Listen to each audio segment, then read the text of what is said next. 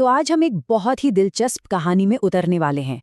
एक ऐसी कहानी जो हमें लालच और असली दौलत के बीच का फर्क बहुत ही अच्छे से समझाती है। ये कहानी है एक रहस्यमयी पेड़ की और उसके अंदर छिपे हुए गहरे राज की। तो कहानी की शुरुआत होती है मधुपुर नाम के एक गांव से। इस गांव में एक बहुत बड़ा एक विशाल बरगद का पेड़ था। और ये कोई ऐसा वैसा पेड़ नहीं था, मतलब एक ऐसा पेड़ था जिसकी छांव में जाने से लोग डरते भी थे, लेकिन साथ ही साथ उसका दिल से सम्मान भी करते थे। बड़ा अजीब सा रिश्ता था, है ना? तो कहानी के पहले हिस्से में चलिए मिलते हैं उन किरदारों से जिनकी किस्मत, आप कह सकते हैं, इस जादुई पेड़ से हमेशा हमेशा के लिए जुड़ने वाली थी। अब यहाँ जो सबसे दिलचस्प बात है वो ये है कि कैसे इन चारों किरदारों की अपनी अपनी इच्छाएं इन्हें एक दूसरे के आमने सामने लाकर खड़ा कर देती हैं। देखिए, एक तरफ है हमारा हीरो रामू, जो बस ईमानदारी से अपनी जिंदगी जीना चाहता है। और फिर दूसरी तरफ है शेखर और सूरज, जिनके रास्ते सिर्फ और सिर्फ लालच से भरे पड़े हैं।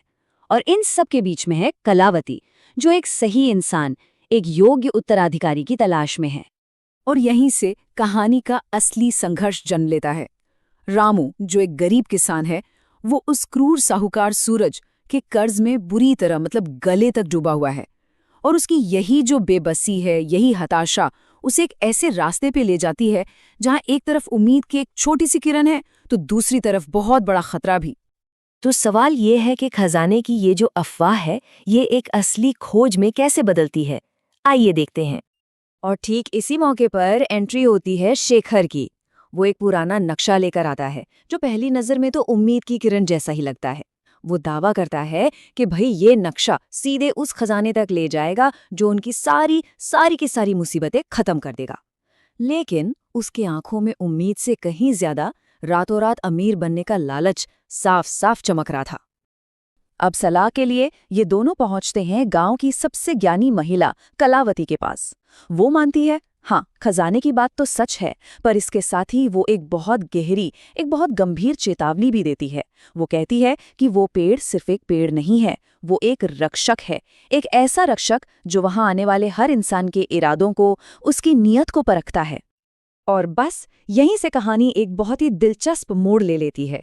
अब ये कोई मामूली खजाने की खोज नहीं रह जाती, नहीं, ये तो आत्मा को परखने वाली परीक्षाओं का एक पूरा सिलसिला बन जाता है। कलावती बताती हैं कि उस खजाने तक पहुंचने का रास्ता खोलने के लिए 3 बड़े ही अनोखे बलिदान देने होंगे। और ये बलिदान कोई आम चीजों के नहीं है, नहीं, असल में ये हिम्मत, विश्वास और त्याग की परीक्षाएं हैं। ऐसी परीक्षाएं जो किसी भी इंसान का असली चेहरा सामने ला देती हैं। और यहाँ दोनों के कैरेक्टर का फर्क बिल्कुल साफ हो जाता है। एक तरफ रामू है, जो अपनी माँ की आखिरी निशानी, अपनी सबसे कीमती चीज बहुत भारी मन से लेकिन पूरी सच्चाई और पवित्रता से अर्पित कर देता है। और दूसरी तरफ है शेखर, जो अपना कीमती सिक्का देते हुए भी हिचकिचा रहा है। क्यों? क्योंकि उसका ध्यान त्याग पर है ही नहीं, उसका ध्यान तो बस उस बड़े खजाने पर है जो उसे मिलने वाला है। लेकिन एक मिनट, कलावती का बलिदान क्या था? जब वो कोई चीज नहीं चढ़ाती तो रामू और शेखर दोनों हैरान रह जाते हैं। और उसके जवाब में एक ऐसा गहरा राज छिपा था जो ये बताता है कि हर बलिदान आंखों से दिखाई नहीं देता।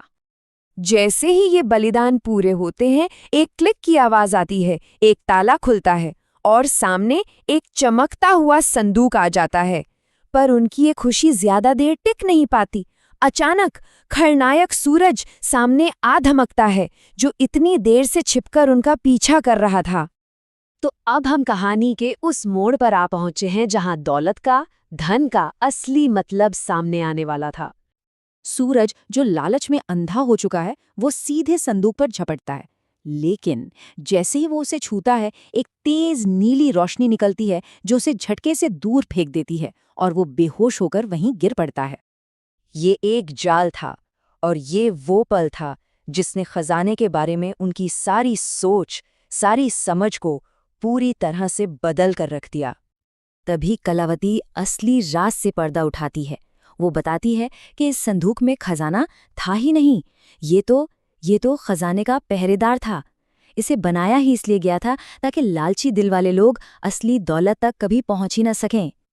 तो फिर असली खजाना क्या था? वो था पेड़ की जड़ों से उगे हुए सुनहरे फूल। जी हाँ, कोई सोना चांदी नहीं, ये जादुई फूल थे जो एक दिव्य रोशनी से चमक रहे थे। और इनकी खासियत ये थी कि ये किसी के भी दिल की पवित्रता को पहचान लेते थे। ये गरीबी को हमेशा के लिए खत्म कर सकते थे, लेकिन सिर्फ उसके लिए जिसका दिल बिल्कुल साफ हो। लालच के स्पर्श से तो ये मुरझा जाते थे।